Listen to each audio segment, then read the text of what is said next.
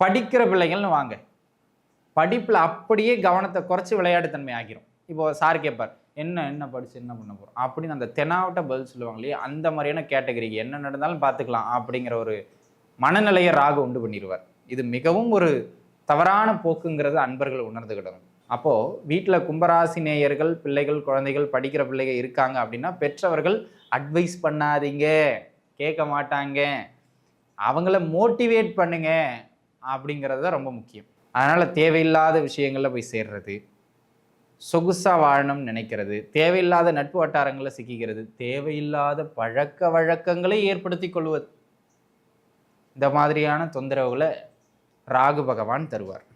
அப்போ அன்பர்கள் என்ன பண்ணணும், உங்கள் வீட்டில் ஒரு 12th ஸ்டாண்டர்ட் இல்லை காலேஜ் போகிற பிள்ளை கும்பராசியில் இருக்குன்னா அவர் மீது கண் பார்வை வைக்கணும். இப்போ எப்படின்னா தம்பி ரொம்ப தனிமையை விரும்புவார், மொபைல் அடிக்டட் ஆவார், இந்த மாதிரியான தொந்தரவுகள் எல்லாம் ஏற்படுத்துவார் ஜென்மத்து ராகு.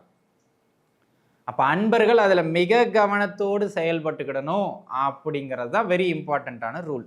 இந்த பதிவில் நம்ம என்ன பார்க்க இருக்கோம் அப்படின்னு கேட்டிங்கன்னா, வருகின்ற மே மாதம் 18ஆம் நாளன்று ராகு பகவான் பெயர இருக்கிறார். அது உங்களுக்கு தெரியும். 1.5 வருடங்களுக்கு ஒரு முறை பயிற்சி ஆவது தாங்க இந்த ராகு கேதுக்கள்.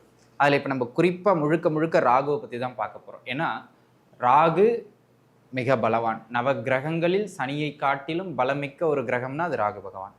நீங்கள் கேள்விப்பட்டிருப்பீங்க, ராகுவை போல் கொடுப்பார் இல்லை, ராகுவை போய் கெடுப்பார் இல்லை அப்படின்னு. தூக்குனார்னா உச்சந்தான் டாப், இறக்குனார்னா அகல பாதாளம். அந்த மாதிரியான ஒரு கிரகம் யார் அப்படின்னு கேட்டிங்கன்னா ராகு பகவான். இந்த ராகு பகவான் வருகின்ற மே 18ஆம் தேதி தற்பொழுது இருக்கின்ற மீன ராசியிலிருந்து நகர்வு பெற்று, ஏன்னா இவர் பின்னோக்கி நகருகிற கிரகங்க, சரிங்களா? அப்போது கும்ப ராசிக்குள்ளாக அவர் நுழைய இருக்கின்றார். எப்போவுமே இந்த ராகு பகவான் தான் கர்மாவோடு தொடர்பு கொண்ட ஒரு மிக முக்கியமான கிரகம். ஏன்னா நம்ம கர்ம காரகம்னு சனியை சொல்கிறோம்ங்க, ஆனால் கர்மா அதிகமாக உருவாக்குகிற கிரகம் இவர் தான். சரி, இந்த ராகு கேது பெயர்ச்சியில் அடுத்த 1.5 வருடங்களுக்கு கும்ப ராசியில் அமருகின்ற இந்த ராகு பகவான் உங்களுக்கு என்ன விஷயங்களில் நன்மையை தருவார், என்ன விஷயங்களில் கொஞ்சம் தடுமாற்றங்களை தருவார், அவர் உங்களுக்கு உங்களுடைய ஜென்ம ராசிக்கு இந்த இடத்தில் அமருகின்ற பொழுது எந்த இடங்களில் உங்களுடைய மன எண்ணங்களை அதிகமாக தூண்டி கர்மாவில் சிக்க விடுவார், அங்கே நீங்கள் என்ன பண்ணக்கூடாது, அதுதான் இப்போ பார்க்க இருக்கும். கும்பம், கும்பராசி நேயர்களே, கும்பத்தை பொறுத்த மட்டிலும் பார்த்துக்கிட்டிங்கன்னாங்க, 2ஆம் இடத்துல ஏற்கனவே ராகு பகவான் இருந்தாப்பிடிங்க.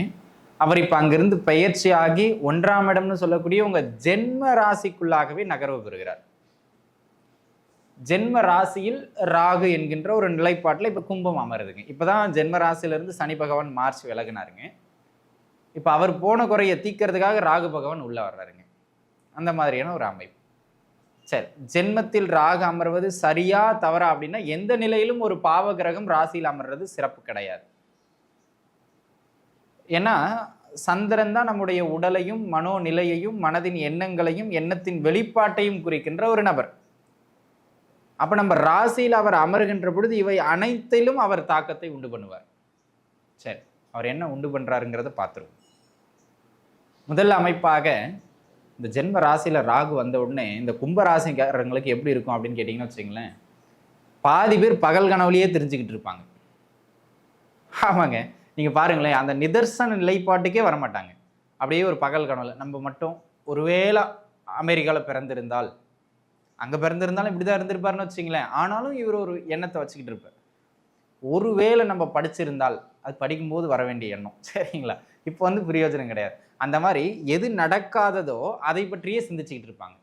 படிக்கிற பிள்ளைகள்னு வாங்க, படிப்பில் அப்படியே கவனத்தை குறைச்சி விளையாட்டுத்தன்மை ஆகிரும். இப்போ சார் கேட்பார், என்ன என்ன படிச்சு என்ன பண்ண போகிறோம் அப்படின்னு அந்த தெனாவட்ட பதில் சொல்லுவாங்க இல்லையா, அந்த மாதிரியான கேட்டகரிக்கு என்ன நடந்தாலும் பார்த்துக்கலாம் அப்படிங்கிற ஒரு மனநிலையை ராகு உண்டு பண்ணிடுவார். இது மிகவும் ஒரு தவறான போக்குங்கிறது அன்பர்கள் உணர்ந்துக்கிடணும். அப்போது வீட்டில் கும்பராசி நேயர்கள், பிள்ளைகள், குழந்தைகள், படிக்கிற பிள்ளைகள் இருக்காங்க அப்படின்னா பெற்றவர்கள் அட்வைஸ் பண்ணாதீங்க, கேட்க மாட்டாங்க, அவங்கள மோட்டிவேட் பண்ணுங்க அப்படிங்கிறது தான் ரொம்ப முக்கியம். நல்லதை சொல்லி மோட்டிவேட் பண்ணுங்க, மட்டம் தட்டாதீங்க, ரொம்ப இம்பார்ட்டண்ட்டான விஷயம், சரிங்களா? அவங்க பருவத்தில் போய் இருந்து அவங்கள வளைக்கணும். அதுக்கு சில பல பயிற்சிகள் தேவை, ரைட்? அதனை அடுத்ததாக படிப்பில் கவனம் குறையும், பருவ வயதில் இருக்கிறவங்க ஒரு 15 வயசுக்கு மேலே ஒரு 25 வயசுக்குள்ளே இருக்கீங்கன்னு வச்சுங்களேன், அந்த உலகமே என் காலடியில் தான் அப்படிங்கிற எண்ணத்தை இந்த ஜென்மத்தில் இருக்கிற ராகு கொண்டு வந்துருவார். பொய்யான ஒரு எண்ணம்.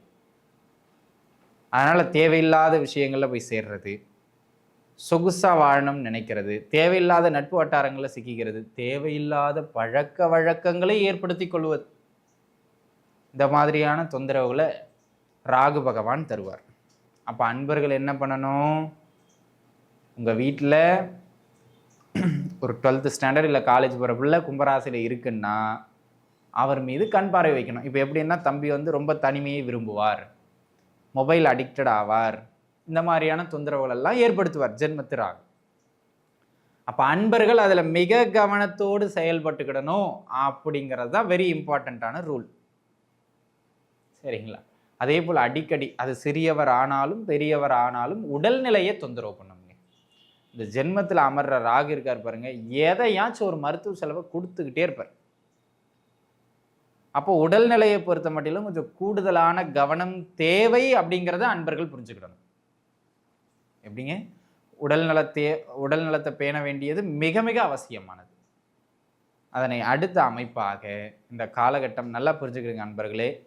பருவ வயதினர் மட்டும் இல்லை, எவரானாலும் ஜென்ம ராசியில் ராகு அமரும் போது அந்த சுகங்களுக்கு ஆட்பட்டு சின்ன ஒரு சபலம் தான் லைஃப் லாங் முழுக்க நம்மளை உறுத்திக்கிட்டே இருக்கும். அன்னைக்கு மட்டும் அப்படி நான் பண்ணலன்னு வச்சிங்களேன், இன்னைக்கு நான் கெத்தாக நின்று இருப்பேன் அப்படின்னு நீங்கள் சொல்லலாம். 10-15 வருஷம் முன்னாடி நடந்திருக்கும். அந்த மாதிரியான சிறு சிறு சபலங்களை ஜென்ம ராசியில் அமருகிற ராகு ஏற்படுத்துவார். அதுவும் அது ஒரு ஒரு மறைமுக வீடுங்க கும்பம்ங்கிறது. எப்படி கொடுப்பார் அப்படின்னு கேட்டிங்கன்னா, யாருக்கும் தெரியாது விடுங்க அப்படிங்கிற மாதிரி. ஆனால் உங்கள் மனசாட்சி உங்களை சுரண்டிக்கிட்டே இருக்கும். அவர்கிட்ட இருந்து நீங்கள் தப்பிக்கவே முடியாது. ஏன்னா அவருக்கு தெரியாமல் நீங்கள் எதுவும் பண்ண முடியாது. நல்லா புரிஞ்சுக்கிடுங்க. இந்த ஜென்ம ராசியில் ராகு அமருகின்ற பொழுது பழக்க வழக்கங்கள், தேவையில்லாத துர்குணங்களால் ஒருவர் கர்மாவை அதிகப்படுத்தி கொள்வார். நீங்கள் சிந்திச்சுக்கிட வேண்டியது ஒரு விஷயம், உங்கள் மனசாட்சிக்கு தவறுன்னு படுகின்ற எந்த ஒரு விஷயத்தையும் செய்யாதீங்க. அப்படி செஞ்சீங்கன்னா அது கர்மாவை தரும். ஏன்னா இந்த காலகட்டத்தில் ராகு உங்கள் மனசாட்சிக்கு விரோதமான பல விஷயங்களுக்கான சூழ்நிலையை ஏற்படுத்தி கொடுப்பார். விழுந்துட்டீங்கன்னா மாட்டிக்கிடுவீங்க. சூழல் உருவாகும், அது உங்கள் ஜாதகத்தின் விதி, அதை நம்ம தடுக்க முடியாது. ஆனால் அதை சிந்தித்து அதற்குள்ளாக செல்லாமல் இருப்பதற்காக இறைவன் நமக்கு 6வது அறிவை கொடுக்கிறார். அதை அன்பர்கள் புரிஞ்சுக்கிடணும். ஒப்பனா சொல்லணும்னா, கும்பம் இந்த ராகுவின் பெயர் சில சூழ்நிலை கைதிகளாக மாறுவீர்கள். ஒருவேளை ஜாதக தசாபுக்தி வலுத்துருச்சுன்னா தப்பிச்சுக்கிடலாம். அங்கேயும் ஒன்றும் இல்லை, 6, 8, 12 சம்மந்தப்பட்ட தசை தான் நடக்குது. அப்படிங்கிற பட்சத்தில் ரொம்ப கவனமாக இருக்கணும். சரிங்களா? ஆக அனைத்து கும்பராசி நேயர்களும் நன்றாக இருப்பீர்கள். வாழ்க வளமுடன். நன்றி.